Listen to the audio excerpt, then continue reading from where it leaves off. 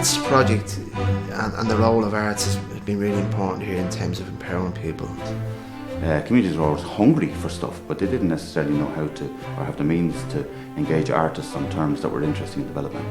We're bringing back to the first event. The first significant event here was held in 1997, called Born the Demons, Embracing the Future. Which was a major, probably a pivotal point, you know, in consciousness, I think, within the area around the innate strength of the community to place itself in front of other people and to be able to say, not that, possibly what we're feeling and thinking matters more than you imagine, and we're going to demonstrate that. And that was a major event. A lot of people talk about that event, 1997, as being the catalyst for making a push to try turn things around here. And I've heard old ones here, like, and I've seen them in interviews say things like, not since the Corpus Christi, you know, processions of the 50, you know, or whatever like that, has to be as even better than river dance. We then got like a social and a cultural definition of regeneration. So within that then, the place of the arts were valued naturally by the community. Then I was able to work a lot more closely with children's organisations, youth organisations, adult education, people interested in the idea of culture, of identity, of the arts and how they help literacies and intelligences move on. This was a project that we took on. I think there was two remaining blocks that was to come down, and we were always mindful that the residents, well, they were busy getting settled in their new homes, they were forgetting that the flats were gone. Right. So we ran a festival and it was called Bury My Heart in Fatima. So what we done was residents came and made their own clay hearts and written little messages on them.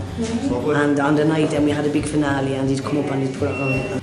Because there's no point to getting out to do real work unless you can secure the conditions under which there's a continuum of provision and where people's expectations can naturally be met once they try hard with certain pathways.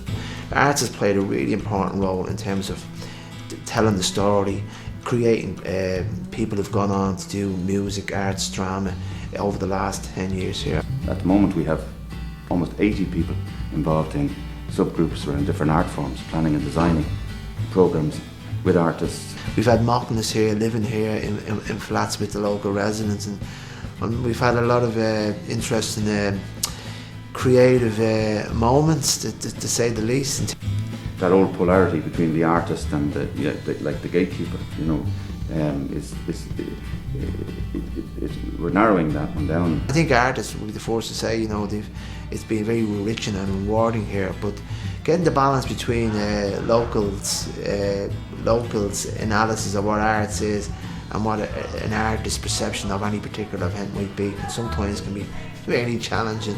And obviously artists are bohemian and bring a difference, and that was really, really important, particularly for children, in terms of bringing new ideas, new faces. In the first instance, a lot of it here, particularly in Fatima, whereas there's always good artwork going on with children and young people for a variety of reasons, the sense of anticipating change, you know, having to mark change and having to cope emotionally with big change, meant that one major facet of the work that went on here was based on ritual, street spectacle, you know, claiming public space, you know, forms of public art that were emerged out of a respect for what the community were thinking and feeling. You know, local people got involved negotiating with Lewis, you know, around stuff. Impulses around the arts and culture in the early days were in the service of the big change, and they worked particularly well. And then we were able to get a little bit more involved in the idea of looking at generational change, and particularly working with children and young people. Then we had that opportunity, moving into regeneration, to say, okay, let's take this time as an opportunity to look holistically at life and what matters in the community. You know, in effect, a new agenda, you know, with 9 areas, including arts and culture, you know, along with education, along with health, along with various other areas that we said needed a type of attention, not just funding, but a type of attention and a way in which these things could be animated. Culture is everything, you know. So, and within that, the arts are languages. And how many languages do you need if you need to express yourself at a time of change? As many as you can have. And you know, especially if you're not used to it or you haven't been seen and respected.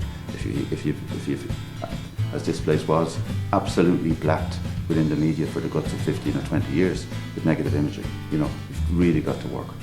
The idea that we might have a generation of really culturally literate, independent thinking young people, I mean, is a very powerful thing, you know, that way. I mean, you were at the gig last night, right? So you heard the compare and the simple sense of validating and talking to families and talking to parents and seeing that virtually every, you know, I mean, anyone that had a child performing in and around that place from the extent that they were there, you know, that way. And that was like a 2-hour gig played without an interval. But there's pride was a word that's used. You don't get that easily, do you know what I mean? That comes about incrementally over time. So you're beginning to see the benefits of staying the course, do you know that way? In the visual arts, right, we had about a dozen or 15 young people working in all the major cultural institutions of Dublin, painting, doing etchings, you know, critiquing shows. Now they're all about 11, 12, 13, you know. They went, you know, National Gallery, Douglas Hyde, Emma. They had workshops in NCAD, RHA, whatever, you know. And they had an exhibition downstairs last week of their work, only to their families, right? While down there in one of the enterprise spaces, because one of the kids, when we were giving them, a lot of the kids just liked the idea of well, let's just say, less attracted to the idea of drawing or fine work or standing over their work or whatever like that, but liked the idea of tools and, you know, energy and so on. And they said they wanted to make a house, so literally to scale, they've made a house down there, including all the furniture and all the whatever, and there was about 80 of them there every Monday and Wednesday for 4 weeks. And it's a piece of work in progress, you know.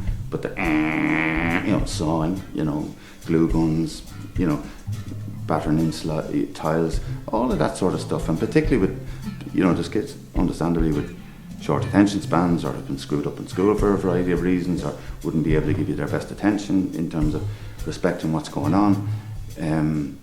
But that place was like an incubator of energy, you know. So just within one sphere of the arts, you know, you've got maybe like a recognition around the different levels at which needs exist. For some people it's exposure, recreation. Others it's a little bit more towards, no, I want to, this is me, this is my world, and how I read the world and respond to the world really matters. And then there's those that actually begin to think in terms of, I could do something with this, and they have a vocational kind of view of this, or could I, or might I?